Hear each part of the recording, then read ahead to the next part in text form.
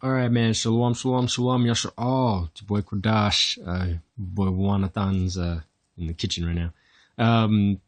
Back at you again. This is part 2 on, I guess, what did I label this shit? Time, lunar calendar, qumran 6364, flat Earth, and more. So we're hitting up a bunch of different topics here on this one, right? So anyway, we're gonna jump right into it. First off, I want to start off by saying Kawal Halal Yahweh Zabawatakad. So all praises to Yahweh, the Master of Legions, who was one.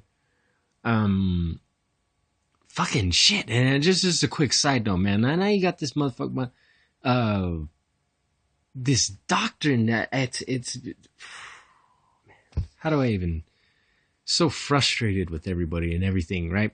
So it's I've noticed something. Okay, I got to start off with this. I've noticed something of late, and it seems like we're in, like, spiritually we're in the Persian captivity or heading into the Persian captivity.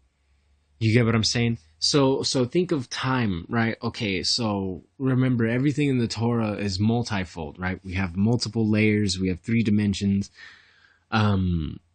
So we have to look at things differently all the time, different angles, always, looking at different aspects. So think about our captivities, right?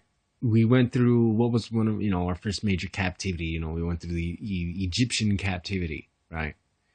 And then we came out of the Egyptian captivity, and the next major one was the Assyrian captivity. There's the northern tribes. And then you have the southern tribes' captivity of Babylon. And then, we served under the Persians, and then we served under the Greeks, and then we served under the Romans, and we're still under fucking Roman rule, right? Now, which are the Edomites. Even this version says that, says so. And in here, they're referred to, like, prophetically as, like, the Kittim. You know what I mean? The sons of Kittim. It's the same thing as, like, when it go, real quick, like in the Apocrypha, right? I should have grabbed my other damn version because it's bigger. My Oxford edition, but this one will do for right now. This one's like my beater upper. Okay, so look, watch. We got... Oh, shit, no, we're not. What the fuck am I thinking? Okay, so, let's see. What do we got? Okay, here we go.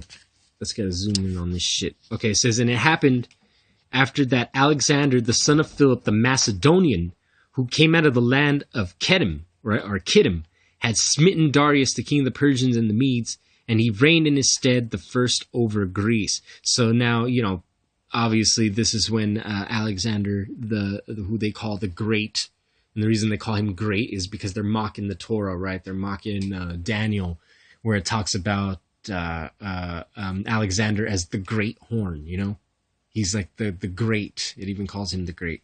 So anyways, we got of the Macedonian, right? And we know, what does the word Macedonian mean? If you put it slang terms, it basically means hillbilly. Macedonian means a hillbilly. Okay, it's Macedon. Comes from Macedon in the Greek. And it means like a hill person, like someone that, a hill man, a caveman, basically. You know what I'm saying? Like a fucking hillbilly, dude. Like, what else do I don't know what else to fucking call it, dude. But anyways, so we have him coming out of the land of Kittim. And we know that, actual Kittim, and we see over Greece, obviously. Kittim is Greece. But you got to remember that the original inhabitants, they were the sons of Kittim. You go back to, like, Genesis and whatnot. And it talks about... in the 10th chapter, right, the Table of Nations, it talks about the sons of Japheth, and Kittim's up under the Japheth, falls under Japheth. So the original inhabitants of Greece were like, some like dark-skinned Asian people, technically. If you want to take it before they, went to, because Magog went towards Asia.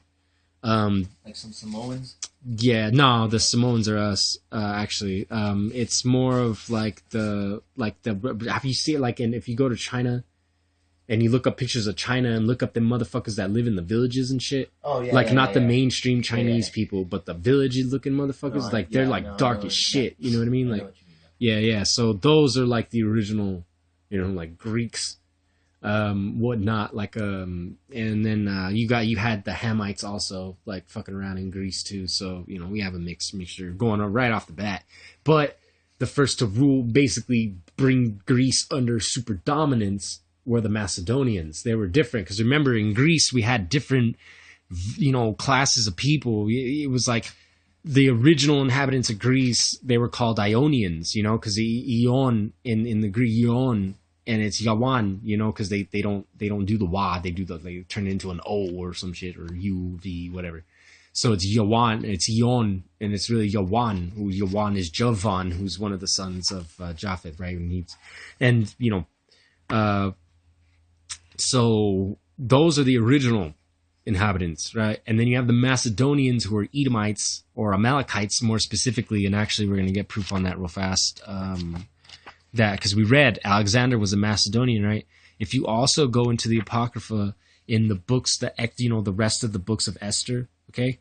If you go to chapter 16, verse 10, and it says, "For Ammon, a Macedonian, the son of Amadatha, being indeed a stranger from the Persian blood, and far distant from our goodness as a stranger received of us." Okay? So basically this dude was a Macedonian, Haman, right? Haman, the Macedonian, the son of Amadatha. This is the same story that we read in the Torah. If you go to the books of Esther, right? Hold on, let me grab the Torah real fast. If you go to the books of Esther, right? And what do we read in Esther? Let me pull it up. Sorry, this thing is still crisp, man. I barely broke it. I barely even bust out I was real picky and meticulous about my shit. So, but anyways, Yeah, you didn't want to open it for the lounge. Yeah, it was just so beautiful, you know. But anyways, okay, here we go. And after these, King Ahasuerus promoted Haman, which is the same thing, Aman, you just dropped the H, the son of Amadatha, same thing, you just dropped the H, the Agagite, and elevated him, right? And what is Agagite? It even gives you a little fucking footnote over here. Look, Haman, a descendant of Agag, the Amalekite king conquered by King Saul, 1 Samuel 15 and 9, okay? You can go check that out. Okay, so basically, Aman is actually, he's referenced in the Torah as an Agagite. And an Agagite is just another name. You can look it up in the dictionaries and the Strong, whatever you want to do. You know, footnotes should be enough. But basically, they're descendants of Amalekites. So the Macedonians were Amalekites, which makes sense because they were called fucking hillbillies, and that's what they were. Because the Amalekites are descendants of Horites or the Karai, right? And the Karai, what does Karai mean? It means a troglodyte. Which would be a fucking cave dweller, dude. Who would you say? What was it in a game? What was it? Trog? No, it was fucking. I Or was what was watching the TV, and it was an old episode of that Sinbad. Oh yeah, the old Sinbad like The old conquering. Sinbad Yeah. And they came across a troglodyte. Had a unicorn horn and fucking talked with monkeys. Damn. Okay, so you know they just ragging out Amalek all over the place. Well, fuck 'em, Amalek. All right, you do fucking shit. I know, right? All right, so anyway, so bad. Wasn't his name Trog? Uh-huh. Yeah, his name is Trog. And did you say that he was what was it that he like couldn't, that the only one that could communicate with them was what was it, or what was it? It was I guess a prince of somewhere got turned into a monkey or some shit, and like the longer he was a monkey, he would stay a monkey, right? Yeah. Or he would turn into a monkey, and it got to the point where he was the only one able to talk to him. Damn. So He it's got just all like monkeyed out, and they're just all talking. I was like, God damn. So they're showing you in their own, Sinbad old TV show, that the Amalekites are basically on the same level as monkeys, which is funny because they like to call everyone else monkeys. I know, right? We came from monkeys, right? And then what else? What else do they say? Oh, that everyone was cavemen's and came from monkey when they were the fucking cavemen and they were on the level of monkeys. So got that going. So okay, so we got that. And then you got to remember as well that though the Romans are Edomites, they're okay. Amalekites are Edomites, right? But they're like separated from, they're like a different type of, because that's why it mentions them separate in Psalms 83. Like it mentions Esau, and then it also mentions Amalek. Sorry, fucking train. Anywhere you go in Belen, Shit. there's a In New fucking Mexico, train. if anything, Yeah, I know. Pretty much everywhere in New Mexico, like anywhere you fucking go, dude. Transformers was filmed here. They used an empty ass train station. Yeah, Yep. there's just train tracks fucking everywhere in this place, dude. No matter where you're at. So no matter, I try to go to a spot where you're like, yeah, it won't be so bad. And fucking, of course, the train comes rolling in. Okay, so anyway, oh hey, someone should go drop a bomb on Lexwell, since Lexwell's off on that whole let's go to fucking Utah bid, someone should tell him that that New Mexico, that Belen, there's a city called Belen, right? Yeah. And it's called Bethlehem, it's Spanish for Bethlehem. Yep. And not only is there a Bethlehem here, right? Belen is literally how many miles is Los Lunas? 10? I think so. Less than 10 miles, right? It takes it takes like 10 minutes to get there on the freeway. Yeah, it's real. We could get there on the freeway like fucking 6 minutes. Okay, so basically, Los Lunas is really fucking close to Belen. Like they're like almost the same thing. So Belen and Los Lunas, and you have, in fact, there's even like a rivalry. It's fucking stupid, but anyway, in Los Lunas, if you go down Highway 6, that's where you'll find the Los Lunas Hill, where you'll find the Ten Commandments stone and it's not just that, it's a whole complex up there, a whole Hebrew complex up there in Los Lunas, not that far from where we live. So someone should drop that on Lexwell and see if it fucks with his head. See if he starts wanting to come to Belen now, because it's Bethlehem, right? Because since he thinks that because they name shit after the old world, that must be the original place. Over here, man. Yeah, it's like, okay, so does that mean that this was actually Bethlehem or what? Oh, but yet Jerusalem is fucking in Peru? How does that even make sense? Bethlehem was fucking... Bro, get the...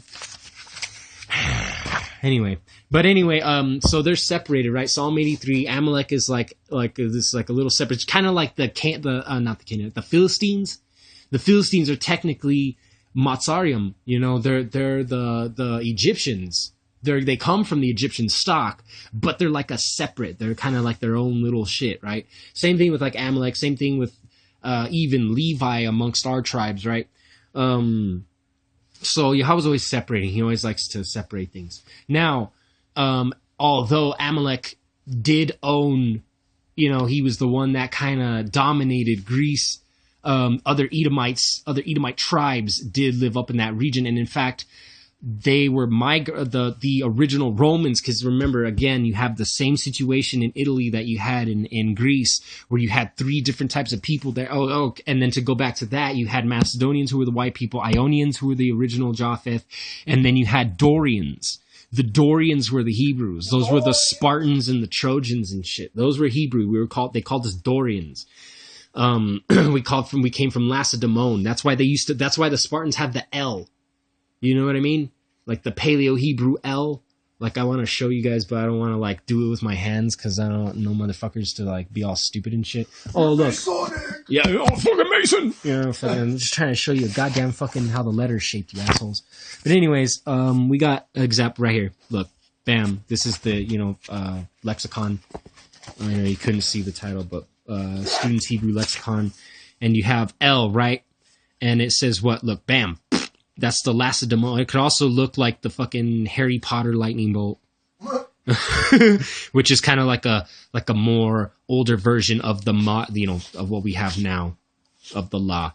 But the original was like the Spartan. That's exactly what's on the Spartan shields. It's because it was Lacedaemon. And again, you go to the Apocrypha and you go to the Book of Maccabees, and you will read that it's like fucking chapter 10 or something.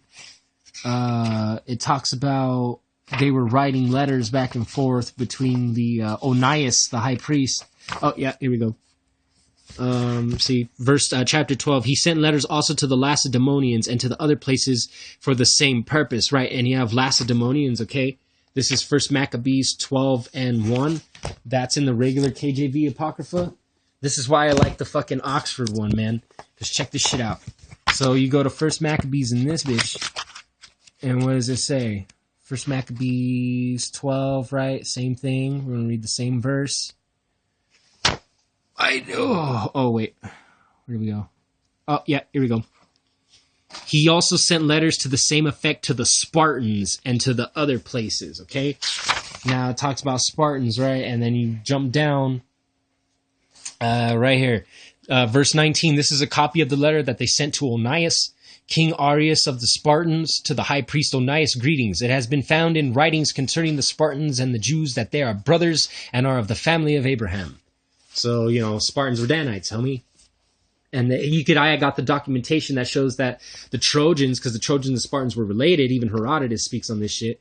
The Trojans and the Spartans are related. The Trojans, when they got conquered, right, when Troy got sacked, they migrated. Those were the Danites. They called him Odin. That's where Odin comes from. Odin in the north. They like, hey, look, Odin. This is some motherfuckers rocking the Odin symbol on the shit. We're always watching things and looking things, and today, so we always do work. So yeah. Yeah, so, but anyway, so we're doing, we got the Spartans, right? And we have the Trojans got conquered and they went up. That's where you get Odin from. It was Odan, it was Dan, it was Aldan.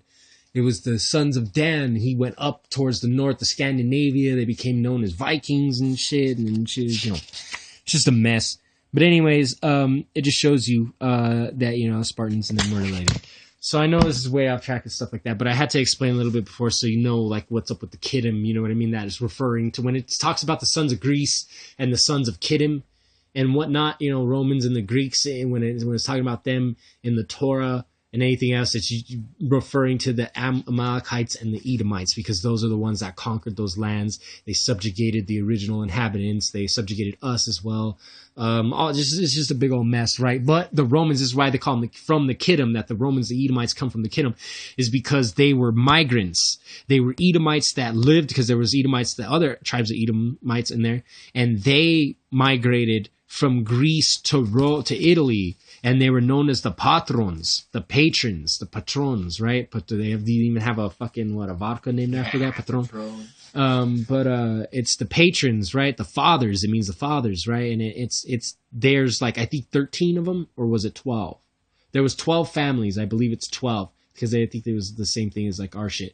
And that's where the Julie family comes from, like Julius Caesar, and the Claudi family, like Claudius Caesar, you know what I mean? Like all those, the senators, those were the families that ended up becoming who were known as the Romans, because the original inhabitants who were of Japheth that lived in Italy were known as Latins.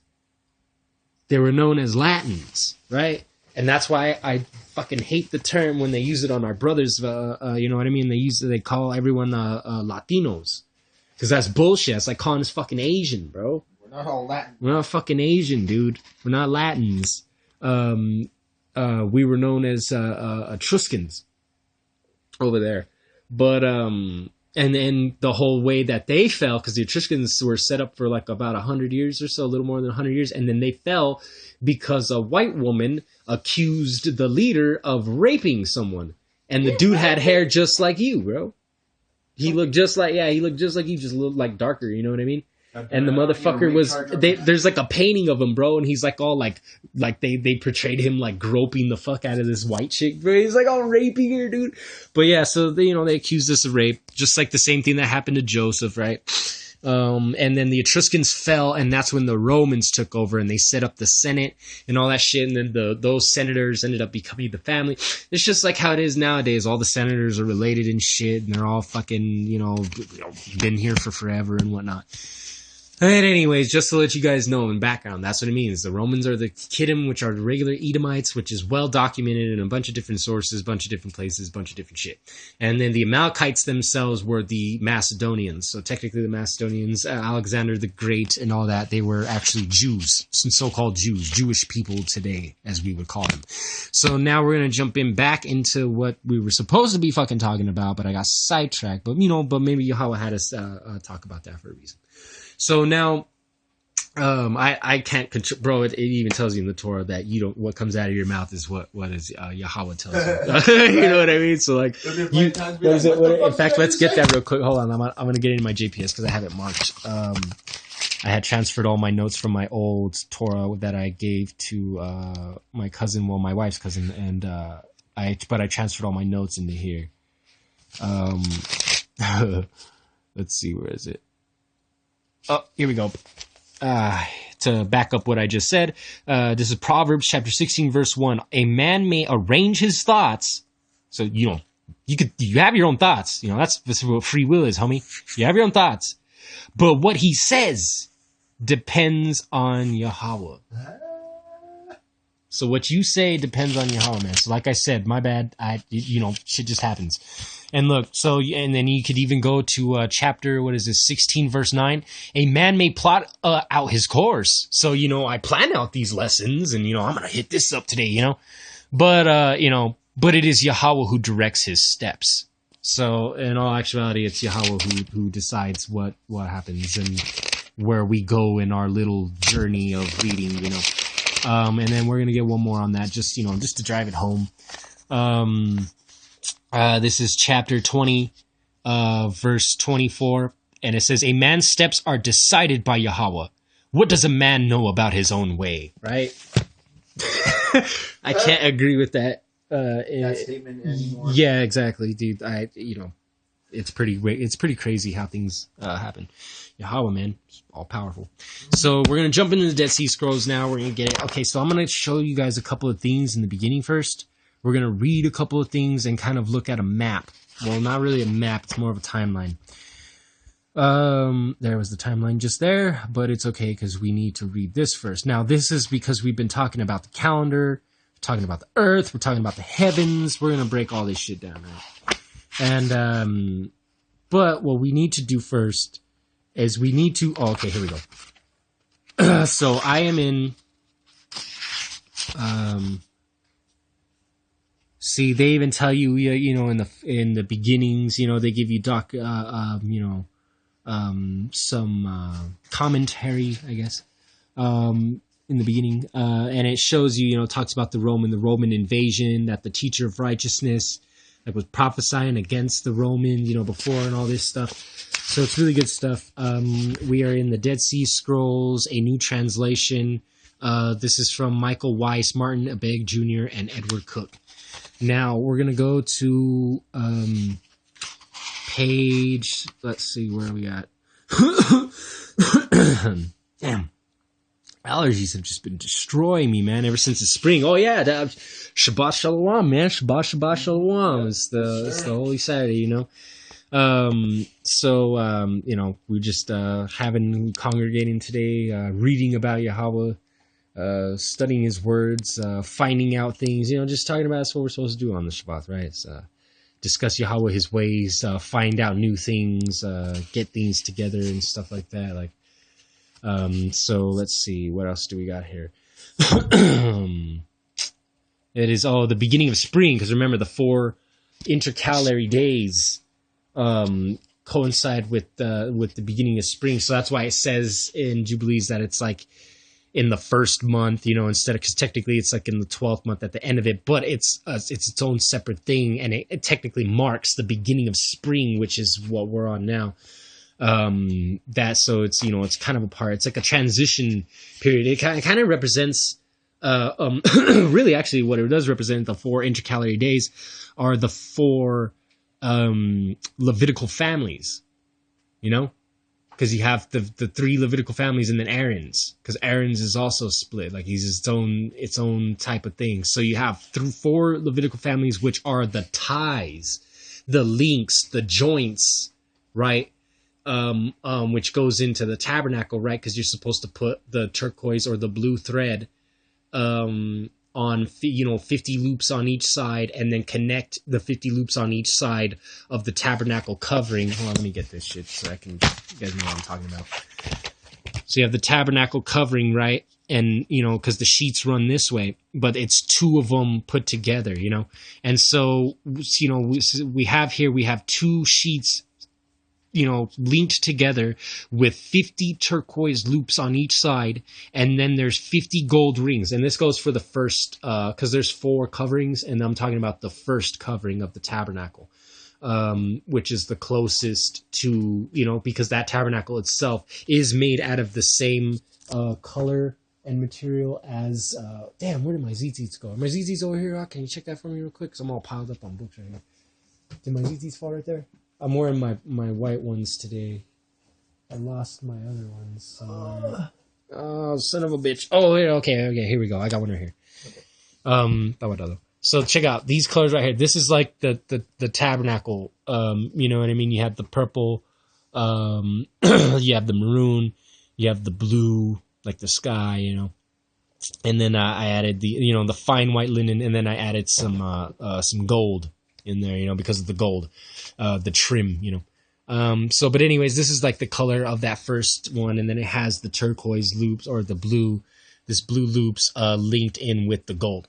So you know that's like a kind of, and then there's because what does Lawai mean? Because Lawai is for Levi, right? What does Lawai mean? Lawai is Lawa, the root word Lawa. That's like in my name, Kodash Lawa. Lawa just means join, like threaded together. You know what I mean? Like even like a ZZ. You know what I mean? Like you're threaded, you're joined together. It's like a link, the link between like the heavenly and the earthly. It's the same concept as in the 4 intercalary days. They're like links that go into a different cycle and whatnot. But anyways, so sorry I got sidetracked. But I wanted to get let's see. Hold on. I wanted to read this little part right here. It's pretty interesting. Okay, so check it out. So this is page 34 in the Dead Sea Scrolls, right? It says, "We know that many others chose the way of violence, like the bands of zealots and the Sicarii," right? So now we have the Sicarii, and you got people running around calling them themselves the Sicarii, right? So let's just read about the Sicarii. Played a role in igniting the Jewish revolt of 66 CE. Both of these groups could have drawn inspiration from the primarily 1st century BCE texts known as the Dead Sea Scrolls. For there, they would have read of a group much like themselves, organized for holy war. That such freedom-fighting groups were reading these texts is more than speculation. The Dead Sea Scrolls we have called a list of buried treasure, text 16. Is a list of treasure trove from Herod's temple compiled as a part of an effort to hide the gold, silver, and other valuables from the Romans. And it's not really Herod's temple, it's actually our temple. Herod's temple is not the second temple. I repeat, Herod's temple is not the second temple. Herod's temple is a mock temple. It's a false temple. It's pretty much the same thing as Nebuchadnezzar's statue, okay? It's the false temple man. It's like the Kabbalah temple, you know? But from our own temple, we hid a bunch of treasure, and that's what the Copper Scroll is about too. Which we have a picture of the Copper Scroll on the Giza Vermes copy of the Dead Sea Scrolls. You know, we have the Copper Scroll, and that is like a treasure map. That's where they get the idea of like treasure maps and shit from. You know, and that's what do you think they did? That's where they got all the money and all that shit, dude. They went and dug up all our crap. And it says, should the temple fall? It says, logically, the compilers of the list must have been in control of the treasury who they seized, treasury they wanted to save. According to Josephus, it was freedom fighters and zealots who seized the temple when the war broke out in 66, and they never relinquished control during the subsequent years of war against Rome and against the other Jewish groups. Who but they could have drawn up this list? Thus, when it was found in Cave 3 among the Dead Sea Scrolls, we cannot but conclude that it was not only the list, but the other scrolls as well may have been hidden by the same people. Another clue to identify of some first century readers comes from the finds at Masada. The story of Masada excavations is wary, much like that of the Qumran texts. In both cases, materials discovered in the late 1950s and early 1960s have only recently come to be fully available. The Masada finds present a profile similar to those of Qumran. Various different handwritings, similar types of literary works, 17 were found. The salient difference is in that in the case of Masada, we possess ancient eyewitness testimony as to who had control of these scrolls. Josephus was involved with the freedom fighters in the first stages of the war, and he gives us a name, the Sicarii, the group named for their penchant for using a sicca, or a short dagger, to assassinate collaborators with Rome. They seized control of Masada at the time that the war broke out, and they made numerous forays against the Romans and collaborating Jews in the years that followed. And at the last, about to be overcome by Roman forces, they committed mass suicide. So that's the story, right? The story they say is Masada, that all of them went up there. They got besieged by the Romans. Masada was the last place to fall. And when it fell, they say everyone committed suicide rather than fall to the hands of the Romans. And I wanted to see if we had a map. I think there was I could have sworn there was a map. Oh, it's in the other Dead Sea Scrolls. It's in the Giza Vermes ones. There's actually a map. If I could find it. I can't remember exactly. Sorry, I'm still trying to memorize everything in the scrolls and shit like that, where everything is and stuff. But it's really hard. There's a lot of crap. It's like memorizing the Torah over again, you know? Which I'm still trying to memorize the Torah, so it's like fucking. Goddamn. Yeah. No maps or what? Oh man, I wanted a. Aha! Aha! Aha is a Hebrew word as well. Just as that, you know, it's like the same context, same meaning as how I just used it. Aha! So, anyways, Masada. So you see Masada down there? That's Masada. And then you have the Dead Sea, and then up here was the Wadi of Qumran. Right? So Kirbat Qumran. So see, this is the map. So Qumran was like over here. And then, you know, we got Bethlehem, Jerusalem, stuff to the west of it. Jericho's to the north, Masada to the south. So these were all in league, supposedly. They found scrolls as well underneath the real Jerusalem. Supposedly they found scrolls, and they matched the Qumran, which match some of the scrolls from Masada. So all of them were kind of reading the same thing. So the Sakari could have been a sect of the, you know, Qumran community that just, you know, went more hardcore. Like they just went out to war, like the army section of it, you know. But they didn't worship no Jesus, you know. They didn't pray in the name of Jesus. They didn't follow the New Testament. There was no fucking New Testament. There was just the teacher of righteousness, and very few of his teachings did they fucking put in that book. You know what I mean? He taught Torah, man. Like, straight the fuck up. So, and he lived 100 years before so-called Jesus. So, you know. But anyways, look, it says among the writings they left behind was a copy of the Songs of the Sabbath Sacrifice. This work also appears among the Dead Sea Scrolls in fully 9 copies. Right? Perhaps the most significant aspect of the songs in the present connection is that it adheres to the 364-day calendar we have previously mentioned, and that had been so important to the teacher's followers, the same teacher of righteousness, his followers, more than a century earlier. Right? So it's 100 years earlier. This calendar, century, he lived 100 years before, and I'm going to show it. The calendar was integral to what made the work so attractive for the Sakari. So after I do this lesson, you know, if Sakari sit-downs is really truly coming in the same spirit as the old Sakari, they should switch over. Switch over calendars, man. Drop the idols, repent, and switch over to the Enochian calendar. You know? Because this is what the old Sakari did. It was attractive for them, for it was anti-establishment. You know? The Jews go off the lunar calendar, homie. That's not anti-establishment. And I don't want to hear the shit about Ecclesiastes 43, because that shit's a fucking misinterpretation. I'm going to break it down in the Greek, and I'm going to show you guys. It doesn't say fucking what it says. It actually says the opposite of what it says in the English. But anyways, it says, a symbol as much in their own time as in the teachers. Indeed, for all the importance of the calendar to the scrolls, the only group of ancient Jews that followed it, to whom the ancient sources give a name, is the Sakari, the last defenders of Masada. So they're saying that the Sakari, you know, through external history, they're the ones that are, you know, they call the Qumran community the Essenes, but we know through the Qumran community themselves, they were the Zadokites. They were headed by the Zadokites. You know, it was different tribes. Of course, it was probably, you know, some Benjamites, some Judites, you know, the majority of the Levites, you know, know what I mean? I'm assuming, or at least a good portion of them, at least the Zadokites, you know. So there was other tribes there, you know. It's just they were headed by the Zadokites, which was prophesied of in Ezekiel chapter 45, verses 10 through 15. They were the ones who kept the charge when everyone else went off, right? And one of their charges was the 364-day calendar. Nothing links in these. It even tells you that nothing links in the scrolls more than the calendar. The calendar is permeated throughout the scrolls, you know. So let's see if we can even get. I'm not sure where. Okay, so anyway, I'm not exactly sure.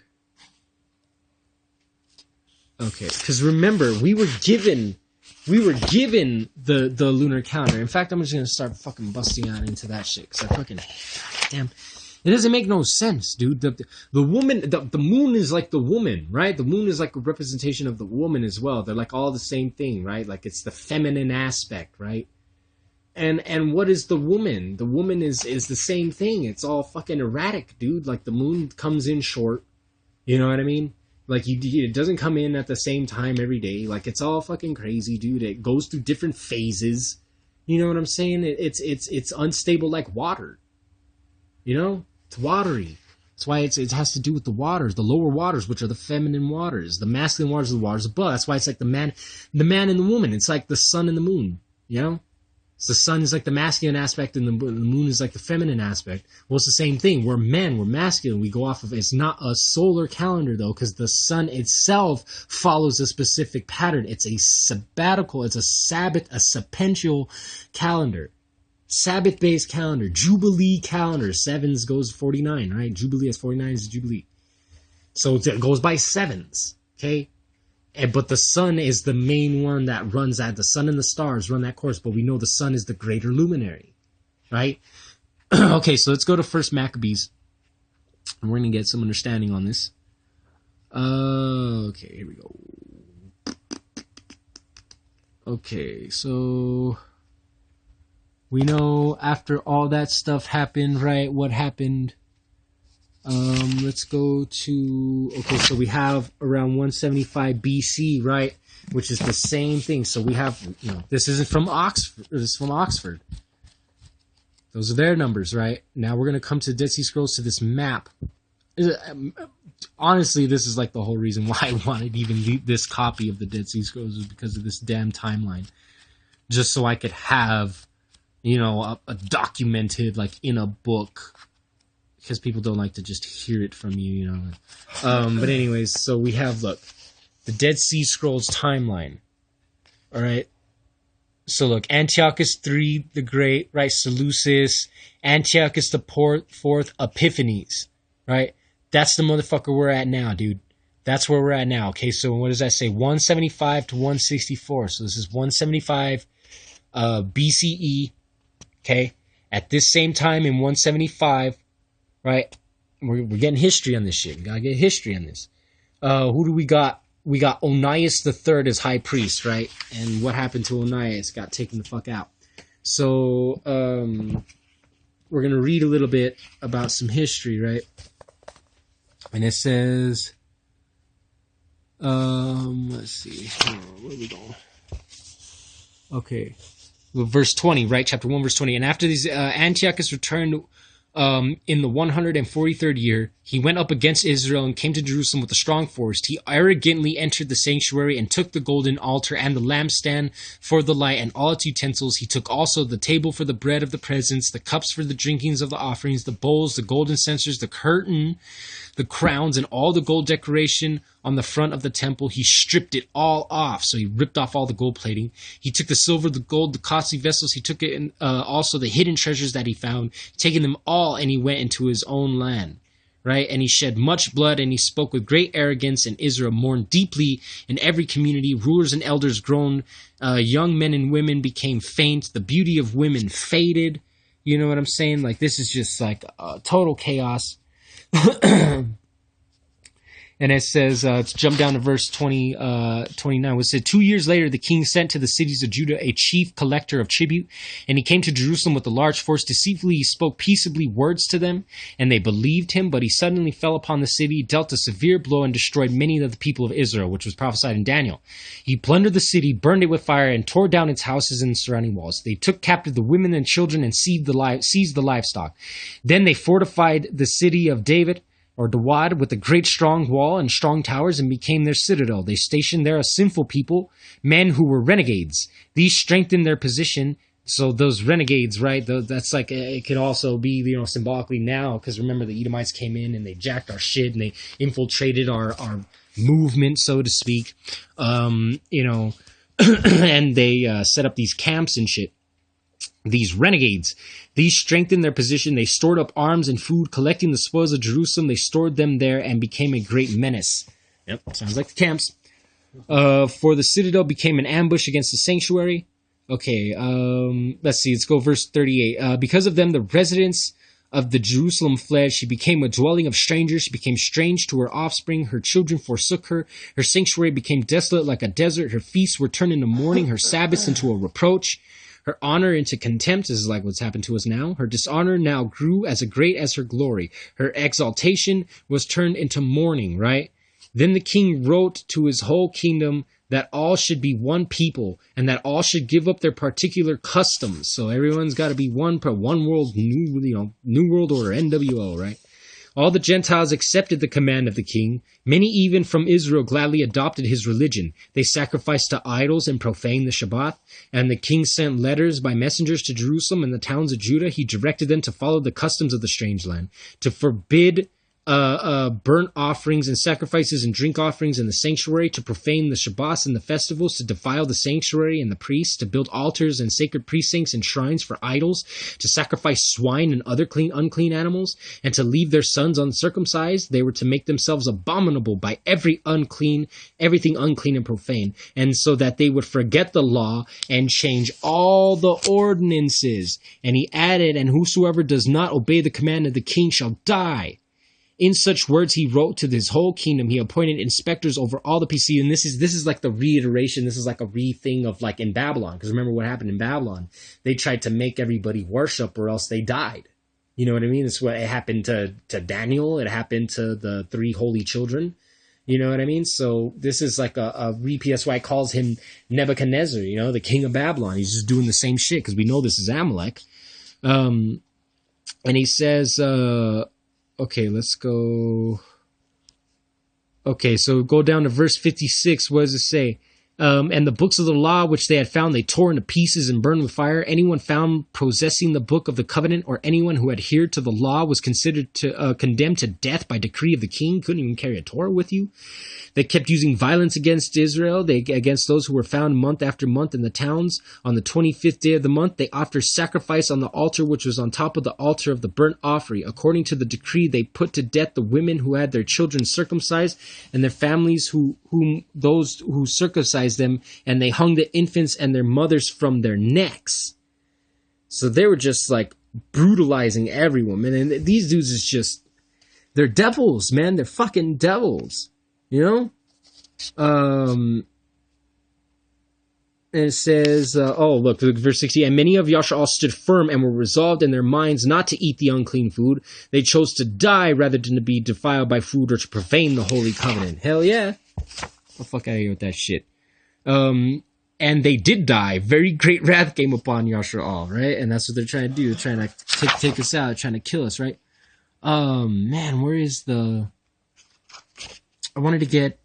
Is it in second Mac? Where is it? Hold on. Give me 1 second. I need to pull up my notes real fast. I thought it was right away in the first chapter. Although we did need to get that because I wanted to show you what kind of pressure he was putting on us, right?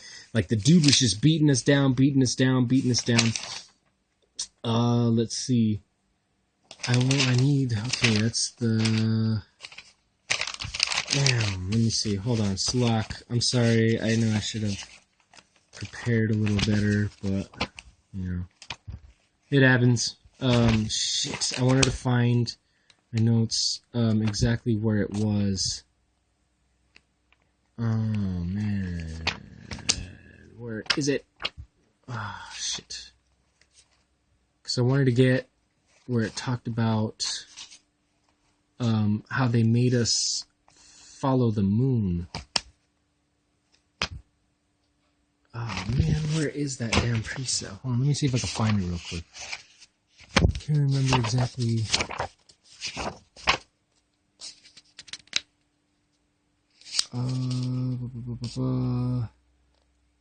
Oh yeah, right here. Oh, second. Oh, okay. Aha. Yeah, Dawa Yahweh, man. Let's check it out. Okay, so right here it gives a footnote, right? Second Maccabees 6 and 7 adds that the Jews had to offer pagan sacrifices monthly to celebrate the king's birthday and to honor the god Dionysus, right?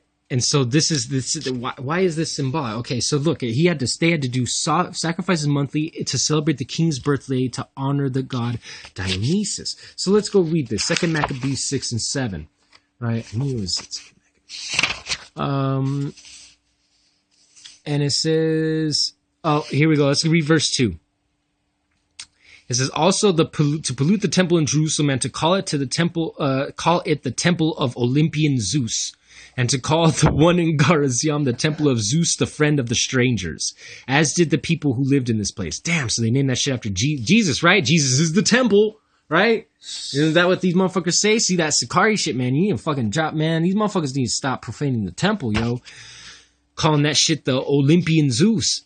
It says, harsh and utterly grievous was the onslaught of evil, for the temple was filled with debauchery and reveling by the Gentiles, who dallied with prostitutes and had intercourse with women within the sacred precincts, and besides brought in things for sacrifice that were unfit. Sounds like fucking GMS, man, going around buying whores, fucking doing all kinds of shit, bringing unclean sacrifices. Verse 5, the altar was covered with the abominable offerings that were forbidden by the laws. People could neither keep the Shabbat nor observe the festivals of their ancestors, nor so much as confess themselves to be Jews or Hebrews. On the monthly celebration of the king's birthday, the Jews were taken under bitter constraint to partake of the sacrifices, and when a festival of Dionysius was celebrated, they were compelled to wear wreaths of ivy and to walk in procession in honor of Dionysius. That's like what the motherfuckers do on Tomei Hill, yo. Oh yeah. You know what I mean? Or well, that's what we call it down here. But like basically they do this festival where like motherfuckers, they go up to this hill that has these crosses on it, and then they like travel up the hill, and some people dress up like Jesus and carry up crosses and all kinds of fucking shit, you know? And that's that crown of thorns, you know? They just replace it with thorns, but back then it was an ivy wreath, right? And it was see, where is it? The wreaths of ivy, right? All right, they're just putting on the poison ivy, dude.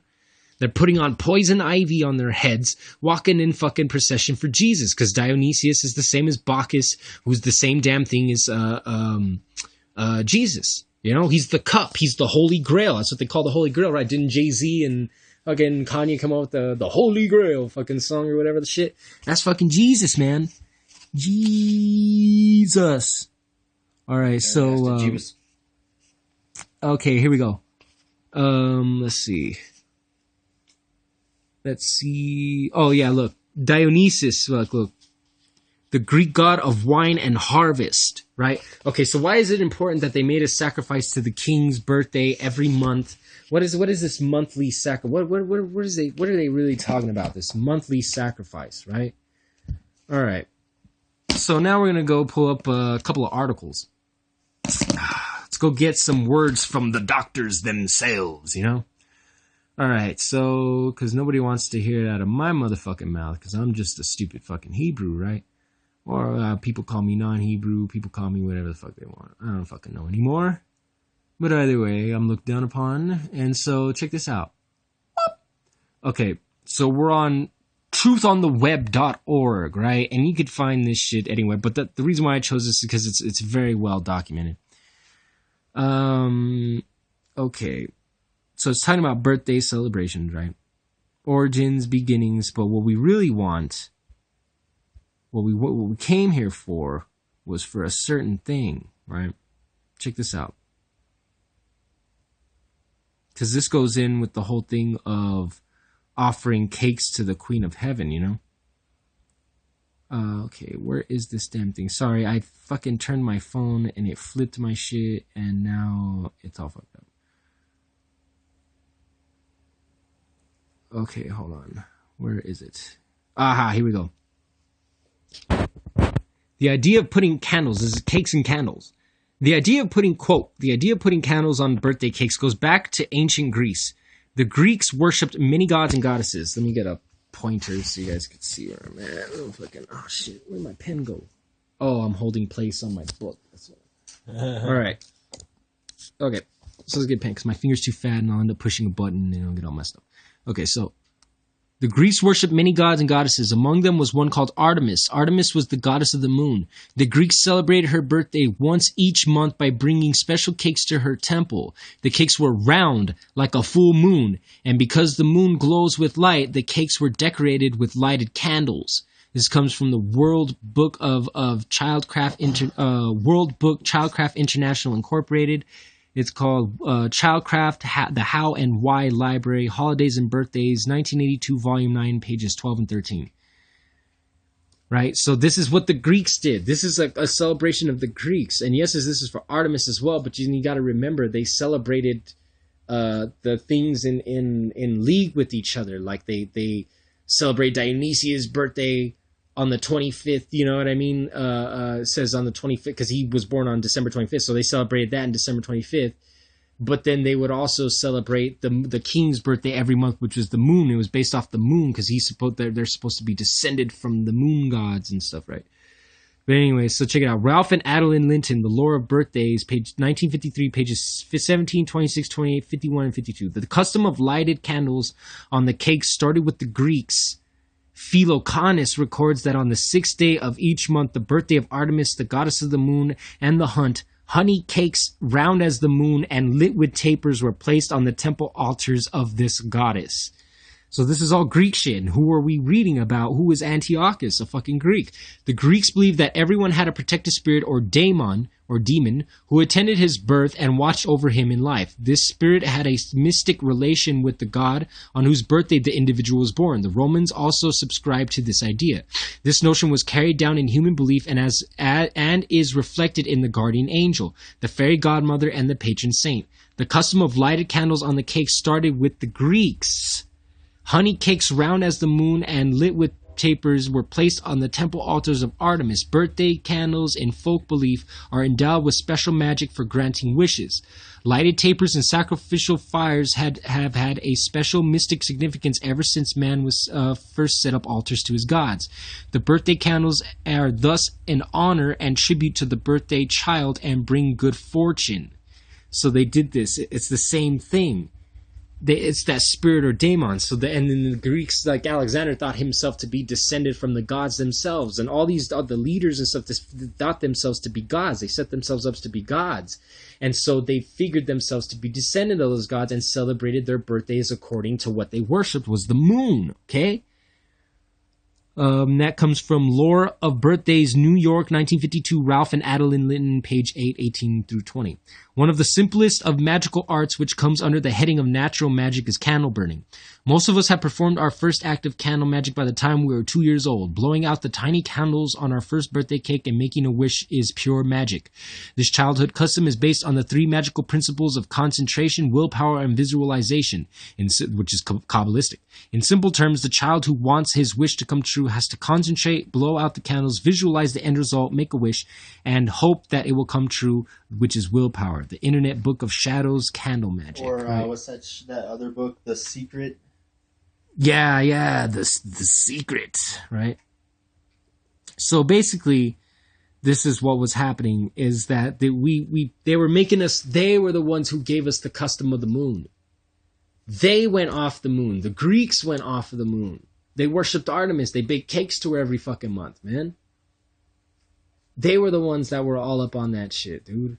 Not us. That's the Queen of Heaven. We baked cakes to the Queen of Heaven, right? Where is that? Jeremiah?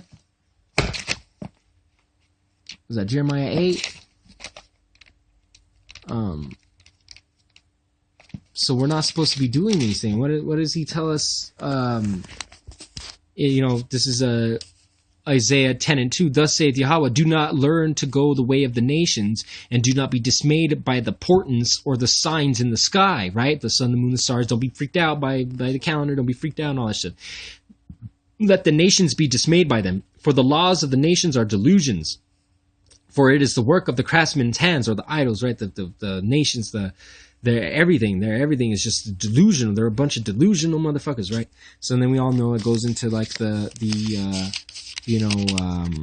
whole Christmas tree. But if you go down, let's see. Hold on. Let me get my note. I think I have all the precepts already broken down for this. In one of my other lessons. Where is it? There's so many of them. Damn. Okay. I think we have it here. Where are we at? Isaiah? No, it's not it. Oh, there's the freaking thing I was looking for. Damn it. Alright, now I found my precepts that I was looking for. Before. Okay, here we go. Oh, that's what it was. It's Jeremiah. Oh, yeah, well, actually, let's get Jeremiah 7 and 18 first. And it says what?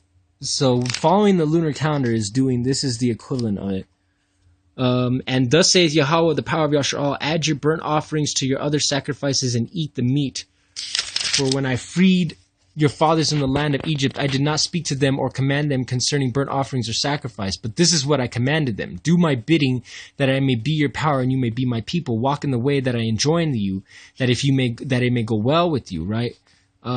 Is this what I want? Verse 7 and 18? Oh, 18, I went too far. Sorry, slut. Because then, see, that's why he's like, continue to go ahead and eat your feet. Go ahead and eat your, because they do their little Passover offerings. So he's like, go ahead and do it. But it wasn't about sacrifice. It wasn't about that. It's about following his laws. And he says to go off of the 364-day calendar. Don't you see where it's look, I'm going to go for verse 60. As for you, do not pray for this people. Do not raise a cry for prayer on their behalf. Do not plead with me, for I will not listen to you. So he's even like, no, I don't even want to hear it. Don't you see what they are doing in the towns of Judah and in the streets of Jerusalem? The children gather sticks, the fathers build the fire, and the mothers knead the dough to make cakes for the Queen of Heaven, and they pour out libations to other gods to vex me. Isn't Bacchus the fucking god of wine, bro? You're pouring out libations to Bacchus. That's what they made us do. Baking cakes to the Queen of Heaven. That's the lunar calendar, man. That's what they would do every month. They would make them round like the moon. That's why we eat round cakes, right? Is because they're round like the moon and it's full brightness, right? So that's, it's the Queen of Heaven, right? And they pour out love. Is it me they are vexing, says Yahweh? It is rather themselves with their own disgrace. So see, you're disgracing yourselves, man. And we're going to get one more on that. It's Jeremiah 44 and 17. What is that? Okay. On the contrary, let's go to 15. Whereupon they answered Jeremiah, all the men who knew their wives made offerings to other gods. See, this is that wisdom, making offerings to the moon, right? This is okay. So this is, us, those that, understand the Enochian calendar, the Jubilee calendar, and the Qumran calendar, which is all the same. We are pleading to our brothers, hey man, get off the moon shit. Hey man, get off the Gregorian sun shit. Hey man, come on, right? But what did they say? All the women present, a large gathering, and all the people who lived in Patros in the land of Egypt, we will not listen to you in the matter about which you spoke to us in the name of Yahweh. They're like, I don't even want to hear it. On the contrary, we will do everything that we have vowed, to make offerings to the Queen of Heaven and to pour out libations to her, as we used to do, we and our fathers, our kings and our officials, in the towns of Judah and the streets of Jerusalem. For then we had plenty to eat. We were well off and suffered no misfortune. So these are how all the camp people feel, and all the people that rely on their lunar calendar and shit. They don't want to let it go, man, because they feel like, oh, well, I'm doing good, man. I was doing good. Doing good, following. We were going to the Passover lamb dinners, and General Yohana and the all Hamra ballroom, and fucking this and that, and lamb dinners, and and everyone's saying fucking wine and all this shit, right? Everybody's just running around with their feasts, right? Yeah, bro, doesn't like that shit. because you guys are going contrary. We will do everything that we have vowed to make offerings to the Queen of Heaven. Right? But ever since we stopped making offerings to the Queen of Heaven, see, this is what they're afraid of, and pouring out libations to her, we have lacked everything, and we have been consumed by the sword and by the famine. And when we make offerings to the Queen of Heaven and pour out libations to her, it is without our husband's approval that we have made cakes in likeness and poured out libations to her.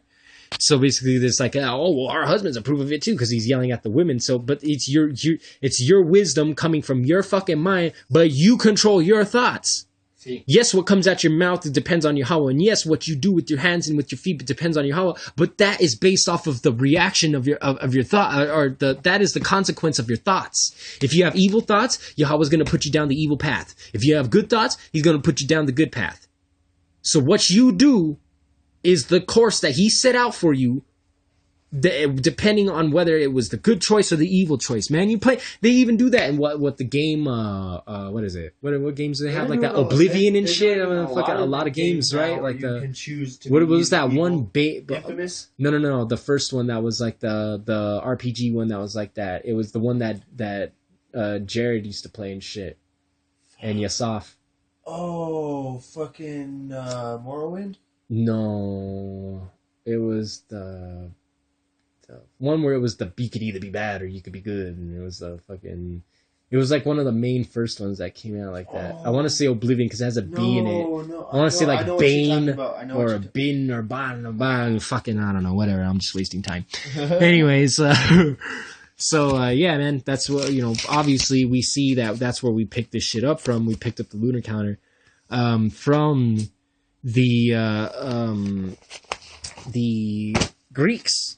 This is Greek custom. The Greeks follow. And who were the Greeks? The Greeks were the Macedonians. And who were the Macedonians? The Macedonians are the Jews, the so-called Jewish people today, right? The Amalekites. And what calendar do the Jews follow? What calendar do the Jews follow?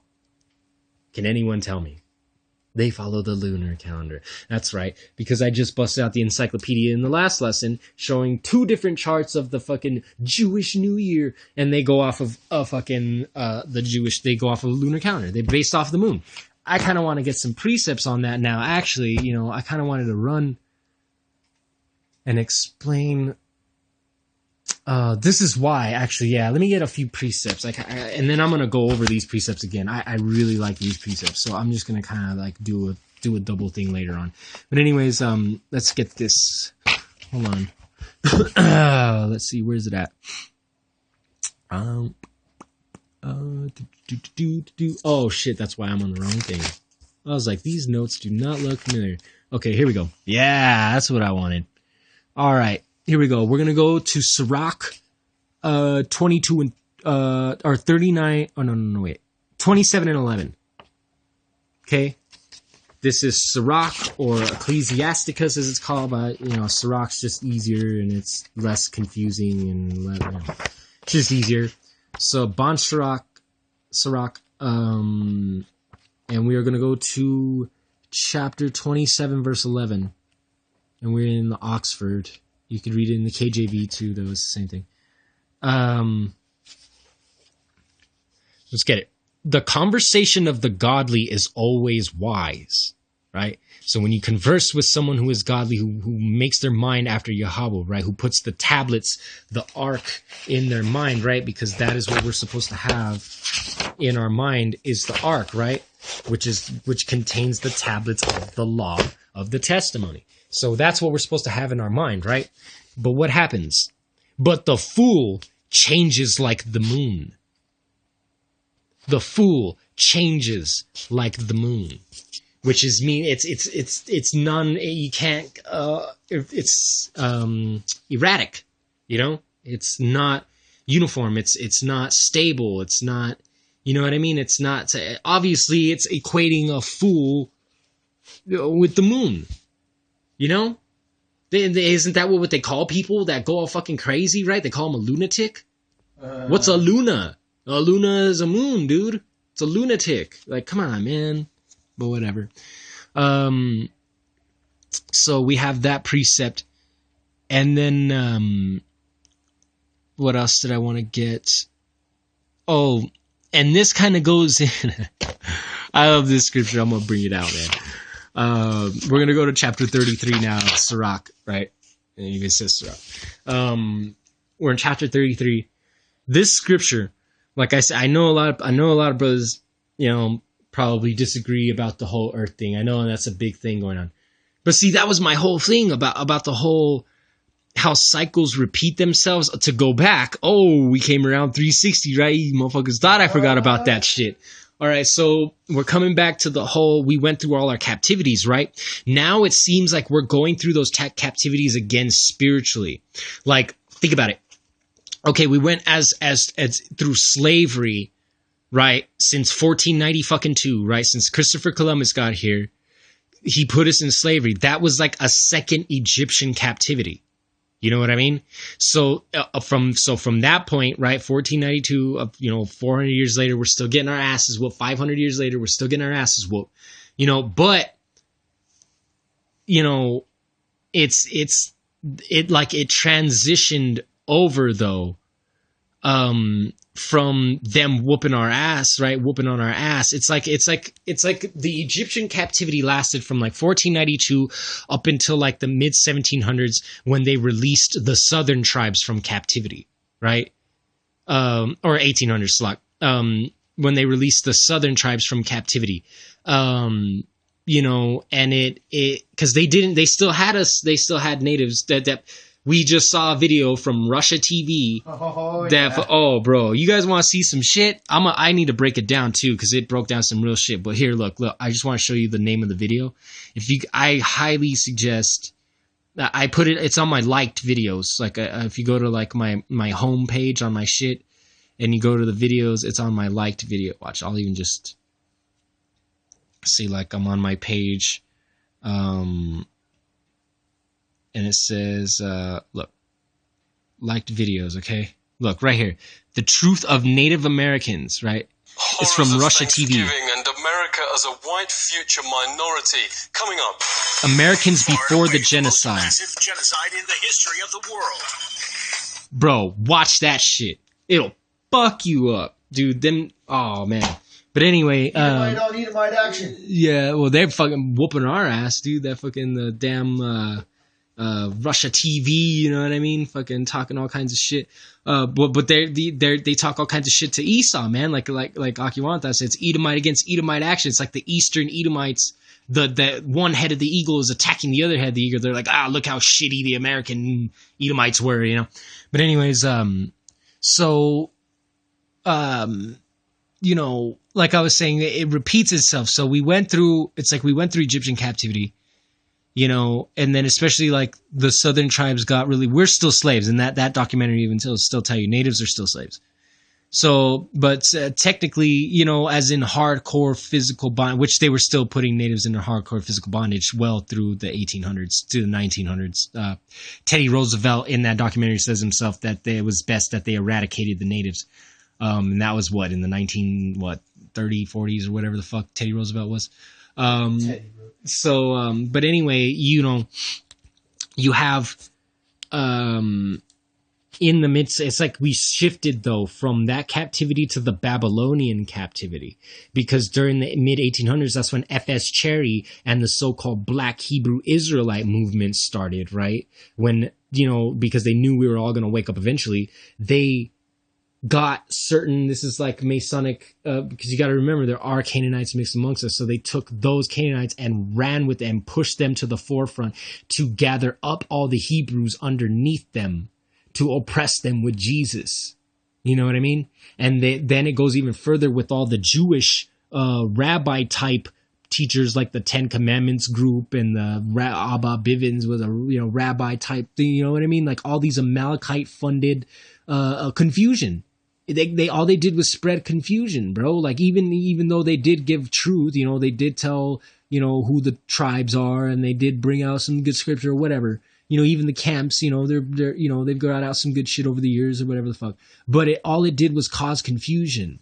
It was Babylon. It was the age of confusion. The furnace of fire, the lion's den. You know what I mean? All this shit we went through, from like the mid 1800s up through Even that's when the Mormon church started, and they started trying to push the natives under the forefront. And see, and that was so like, 1800s, right? That was kind of when we went from the Babylon to like first Slock. Right before that. So the 1800s is kind of, because they're kind of mixed together, the Assyrian and then the Babylonian captivity, although the Assyrian captivity had first and then the Babylonian after.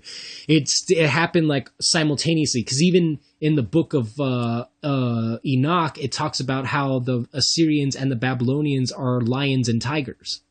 You know what I mean? They're like the same species of creature. They're like the same thing. And it even says they ripped us together and stuff. So it's pretty much like the same Assyrian, Babylonian, Assyria, Babylon. And so that happened like from the mid 1800s up until I think recently we were under Assyrian and Babylonian captivity, because that's when the Mormon church popped up. They started, and that's when they started going on the whole mission to defame the natives being Israelites. So, because from from before even Columbus got here, all the way up until the Mormon period, you know what I mean? They admitted and they openly taught and all this stuff that the natives were of Israelite descent. And then all of a sudden in the mid 1800s, when this black Hebrew Israelite movement popped up, all of a sudden Mormonism popped up, and that started defaming. That was a Masonic movement to defame the natives being Israelites. And the Jewish rabbis then pushed they awakened the southern tribes, and they let them know that they were Hebrews, but they kept them under control by Canaanite handlers, And then on top of that, so this is the Assyrian, so they hide out, because that's a lot of the people are still suffering from that, because they say, oh, Arya created the chart. So natives aren't Israelites. None of them are Israel. They're Maragooks and fucking all kinds of Canaanites and all kinds of other shit, right? Why is that? Why is that? And even in those period of time, they were still saying to eradicate the natives from off the fucking planet, dude. Why is that? Were they so open to talk about it back then, but all of a sudden now it's just the worst thing you could ever say? I know, right? Right? And then Babylon, and then that starts the Babylonian captivity with the confusion, right? They started spreading Christ. They injected Christ into the Torah teaching. They started One West and all that shit, and all that started happening, right? We went through like a Babylonian phase of captivity, and then what's happening now? Babylon spiritually is fallen. Babylon is fallen, right? That's what's happening spiritually now. We're gathering out of Babylon. We're becoming out of Babylon. We're pulling, you know what I mean? We're like Daniel, and we're like the three holy children. You know what I'm saying? We're going through Babylon. We're making it, and we're almost to the point where Cyrus is going to come and destroy. And it's kind of leaking into that. It's kind of blending. It's blending into the point. You know why? Because the flat earth thing comes from fucking Persian mythology. Flat earth. And to go back to the whole thing with like what Gabari is teaching, the whole thing of, God is just manifested within his seven his seven holy angels are like Yahweh, and they created the heavens and man and all this shit. That comes from Persian mythology as well. God created these angels, and then the angels created man. That created everything else. But Yahweh said he did everything. You know what I mean? Dude, See, it's all, we're going into Persian mythology. It's like we're going under Persian rule. What happened to Esther in Persia, bro? We went from being called Hadassah to being called Ishtar. Easter, man. With the princess, the goddess of heaven, man, following that fucking still on the lunar shit. Because that's why the Yesids broke off to begin with. We just read in this copy of the Dead Sea Scrolls, in the notes from the translators and stuff, that's what the whole thing, that's what was so appealing to the Sakari, was because the 364-day calendar was anti-establishment. What was the establishment? The rest of the Hebrews that were in the land still, that were following the lunar calendar still. That's what was going. We never dropped that custom. Why do you think the Zadokites broke off to begin with? The Israelites didn't drop that custom, or even if they did drop it, they dropped it for like not that long, because why did the Zadokites break off? They broke off because of the calendar, and they weren't doing shit right. We were still keeping customs of the Greeks. You know what I mean? Or nowadays, we were keeping Babylonian customs And now we're molding into Persian customs. You know what I mean? Because I'm going to show in the mystery school, I'm going to bust out, in probably the next lesson, I'm going to bust out and show that comes from the Wheel of Fortune. It's called the Wheel. That's why I was laughing. We were laughing yesterday. And actually, I misquote. We fucked up, bro. It's Bob Barker's from The Price is Right. The Wheel of Fortune is that other motherfucker, bro. I can't remember his name. It's that one Edomite dude that nobody cares about. But anyways, Wheel of Fortune, bro. Where do you think that comes from? Why do you think it says that we set our tables for the gods of fortune, man? You know what I'm saying? That's we. Oh, look, check this out. 33 and 5, right? We're in Ecclesiastes 33 and 5. Check it out. It says, right, the heart or the mind of a fool is like a cartwheel, and his thoughts like a turning axle. You're like a cartwheel, homie. A turning axle. Like, what is a cartwheel? What is a cartwheel? What shape is a cartwheel, right? Doesn't it not look like your flat earth? Right? It's round, but it's flat, but it's not completely flat like a pan, not even like a pancakes. Pancakes has, depth to it. Like I don't know, paper thin, I guess you would say. Because the model of the earth that they have, it does have some type of like, but it does, everything's on the top of it, and it's a round, right? Just like the wheel. A wheel has some depth to it, but it's pretty much flat surface with the circle. It even tells you, man, look, the mind of a fool is like a cartwheel. That means you don't have a 363 dimensional length, width, and height, you know what I mean, mind, a globular mind, a circular mind. You have a flat cartwheel mind, And its thoughts like a turning axle, and the axle. What's funny because it's also funny because what is an axle do? An axle is attached to the wheel, right? The axle of the wheel that keeps it turning, right? What do they say about the earth? That the earth sits on pillars. If you take the axle of the wheel and you turn it up to where it's just the axle and then the wheel on top of the axle, that's what they say like the earth is. It's like a pillar and then the flat earth on top. That's what people have in their minds. That's Persian mythology. That shows you that it's foolish. It has, you have a 2D mind. That's not 3-dimensional. It doesn't have height to it. There's no depth to it. You know what I'm saying? There's only length and width. You got no height. You know what I mean? And the height is important because what does height represent? Height represents being awake. Being qawam. Right? They say qawam yashal, right? It's qawam actually, but it's being qawam, it's being risen. You know what I'm saying? That's why it's like almost there, man. It's like it's the whole thing about you got the valley of dry bones. Like they've got skin, they've got ligaments, they got tendons. You're almost there, buddy. You just don't have the breath. You need to convert your mind from a cartwheel to the ark. You know what I'm saying? So that's like what's going on here. I just have to explain because I'm going to bust out the mystery schools. I'm going to bust out Manly P. Hall, and he's going to talk about that all the mystery school religions used to teach the flat earth. It comes from ancient Babylon, bro. That's what they used to teach. That's what they used to teach. They used to teach that the earth was flat and that it was it's like a snow globe, but there's like a dome over it, right? And that the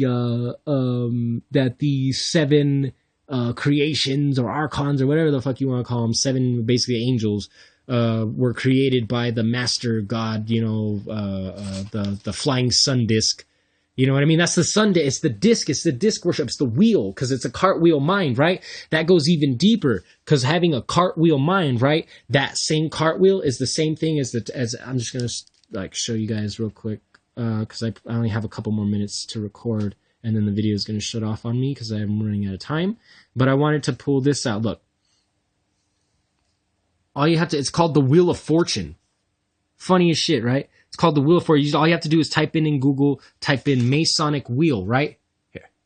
All you have to do is type in Masonic wheel, right? And you could go, oh, that's another thing too. The pillars, see, that's what's deep. The pillars, right? It says it's a globe. Like in the because this just reminded me, they're mocking it, of course. But in Solomon's temple, it talks about that. It talks about how there's globes on top of the pillars, and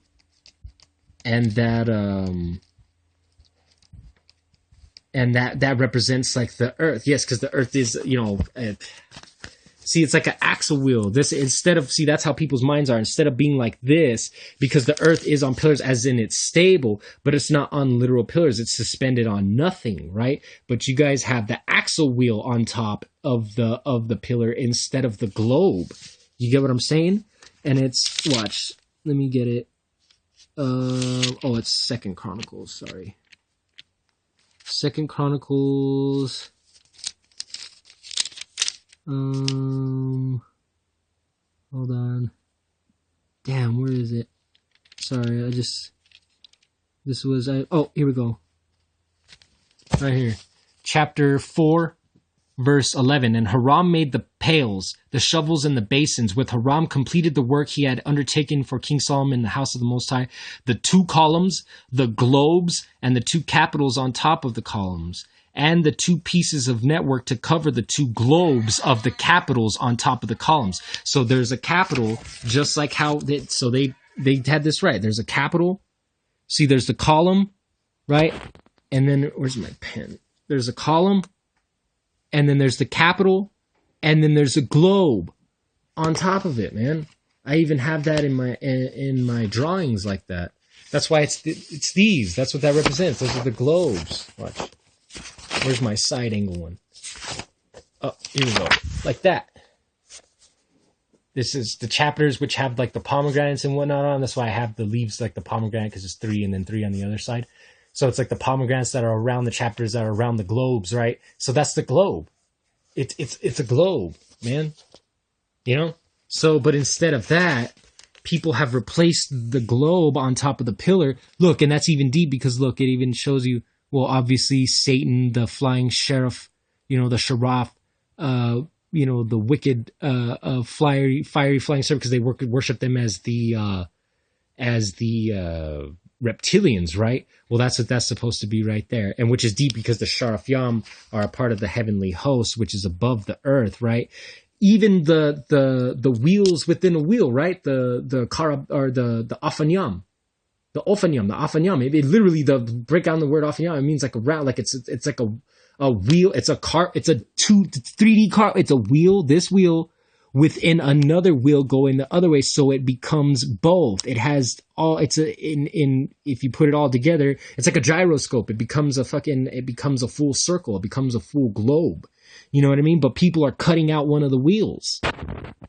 How is your chariot gonna roll? You know what I'm saying? Without the wheels. But anyways, but it shows you that instead they've replaced it with just the serpent. See, that's the wheel of life. It's called the wheel of fortune. See, the Wiccan wheel, you know what I mean? The Hindus wheel. All of them have this type of wheel, right? Like, oh look, right there. See, the wheel of fortune in the tarot. So that's that cartwheel, man. You know what I'm saying? That's what people have in their minds. Instead of having the wheel, you're supposed to have the wheel within a wheel. It's supposed to be 3-dimensional. It's supposed to be a globe. You know what I'm saying? Just a different aspect, a more temple wisdom type of understanding of what exactly, you know what I mean? Let's see. But yeah, so like I said, the Afanyam, show you that which is the wheels within the wheels. The globes on top of the pillars show you, the way your hair grows naturally. If you have a fro, if you have the goat's hair, then, obviously it's a little different. But if you don't have goat's hair and you have the woolly hair, then you obviously know your hair grows in a globe. Your head isn't round like a globe. The word gal means round, rolling. The word for star means round, rolling. We looked up in the students' lexicon that arats means globe, and also globe in the Ben Yehuda's dictionary translates into arat. So that's 2 witnesses. That's all we need, 2 to 3 witnesses, right? We got 2 witnesses right there, 2 different witnesses. And then, like I said, you could break down. There's multiple layers to it, and multiple aspects. But I just wanted to get that so far. Next time we pick up, we are going to break down more about the sun, the moon, the stars. We're just going to hit up more. We got a lot more precepts. We're going to talk more about the earth.